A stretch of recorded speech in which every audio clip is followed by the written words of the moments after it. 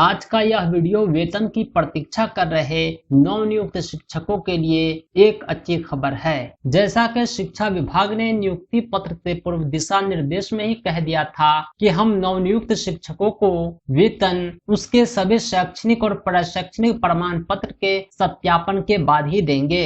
आज के इस वीडियो में हम आपको जिला कार्यक्रम पदाधिकारी का विभागीय लेटर दिखलाएंगे, जिनमें नवनियुक्त शिक्षकों के वेतन भुगतान का आदेश दिया गया है। इतना ही नहीं बल्कि उन शिक्षकों की सूची जारी की गई है जिनके डॉक्यूमेंट का वेरिफिकेशन पूर्ण हो चुका है, यानी वो नवनियुक्त शिक्षक जिसका डॉक्यूमेंट वेरिफिकेशन हो चुका है यथाशीघ्र उसके वेतन का भुगतान किया जाएगा। लेकिन वेतन भुगतान से पूर्व कुछ आवश्यक गतिविधियां हैं जिन्हें पूरा करना जरूरी है। इसके लिए आप वीडियो को अंत तक देखें।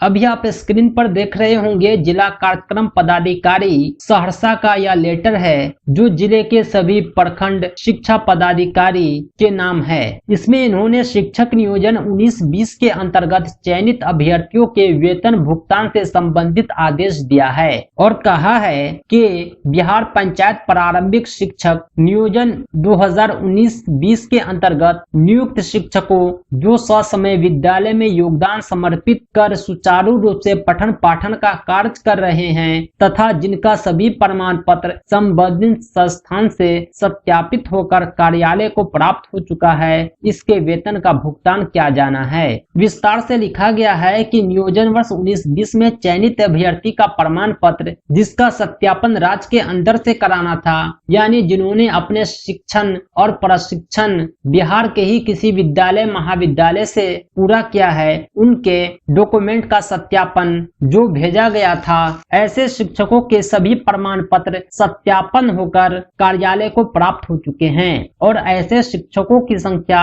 25 है जिसकी सूची भी इसी पत्र के साथ संलग्न की गई है। हम आपको वह सूची भी दिखलाएंगे, शिक्षकों का नाम भी पढ़कर सुनाएंगे, जिसके उपरांत उक्त शिक्षकों का वेतन आदि भुगतान प्रारंभ किया जाना है। वेतन आदि भुगतान से पूर्व शिक्षकों के मास्टर डेटा, ईपीएफ अकाउंट, सेवा पुस्तिका आदि कागजात की आवश्यकता है। प्रखंड शिक्षा पदाधिकारी को यह आदेश दिया गया है कि आप यथाशीघ्र शिक्षकों के संबंधित डॉक्यूमेंट उपलब्ध कराएं ताकि उनके वेतन का भुगतान किया जा सके।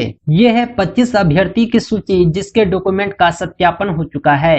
राजीव कुमार, पिता का नाम प्रखंड लिखा हुआ है, नियोजन इकाई का नाम 6 to 8 में इनका चयन हुआ था, विद्यालय का नाम भी लिखा हुआ है MS कासिमपुर, योगदान तिथि 26/2/2022 है, नियुक्ति कोटि सोशल साइंस सब्जेक्ट था। इसी प्रकार 25 अभ्यर्थियों के डिटेल दिए गए हैं। अब बात आती है कि बाकी नियोजन इकाई और बाकी अभ्यर्थियों का वेतन भुगतान कब होगा।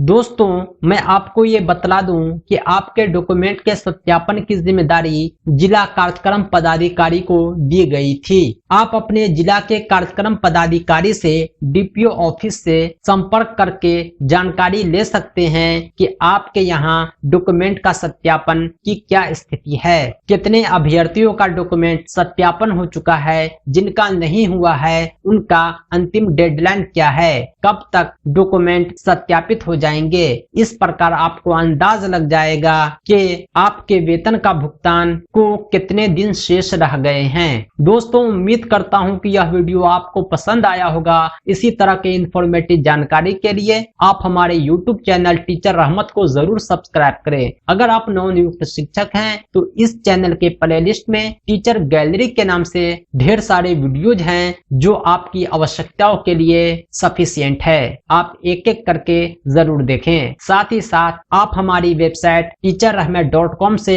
कोई भी डिपार्टमेंटल लेटर, नियोजित टीचर से संबंधित सूचनाएं आदि प्राप्त कर सकते हैं। इस वीडियो को लाइक करें, ज्यादा से ज्यादा शेयर करें, चैनल को सब्सक्राइब करें। हम फिर मिलेंगे बहुत जल्द एक अमेजिंग वीडियो के साथ।